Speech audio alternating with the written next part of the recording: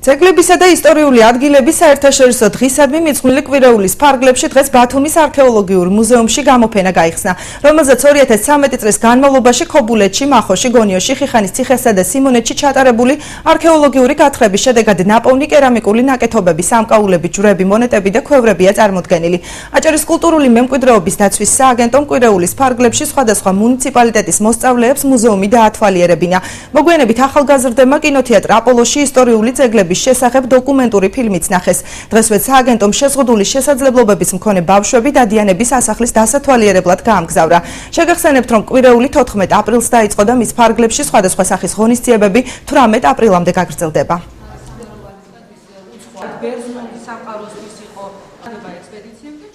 ტარდება სხვადასხვა ღონისძიებები. დღეისათვის დაგეგმილია არქეოლოგიურ მუზეუმში გამოფენილი ნივთების ექსპოზიციის ნახვა, უახლესი ექსპოზიციის, ასევე ისინი ნახავენ საგანძურს და რაც მნიშვნელოვანი არის, დღეისათვის გამოიფინა აჭარის ძეგლთა დაცვის კულტურული მემკვიდრეობის დაფინანსებით ჩატარებული არქეოლოგიური აღმოჩენების დროს მოპოვებული უახლესი აღმოჩენები. ჩვენ ვიმყოფებოდით ბათუმის არქეოლოგიურ მუზეუმში.